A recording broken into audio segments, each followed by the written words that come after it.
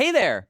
Ever wonder why your favorite candy bar costs more than it did a few years ago? Well, that's inflation. Inflation is when the prices of things like food, clothes, or even movie tickets go up over time. Imagine you have $10. Today, you can buy 10 candy bars that cost $1 each. But next year, if inflation happens and prices rise by 10%, each candy bar will cost $1.10.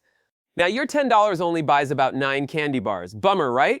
So inflation means money loses a bit of its value.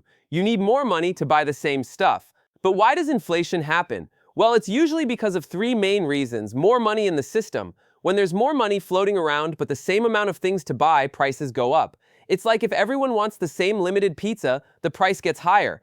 A little inflation is normal and even good. It means the economy is growing. But too much inflation, that's when things get tricky. It can make it harder to buy essentials like food or rent. So governments and banks keep an eye on inflation and try to keep it steady, not too high, not too low. And that's inflation in a nutshell. Prices go up, money's value changes, and it's all about how much stuff is available and how much money people have.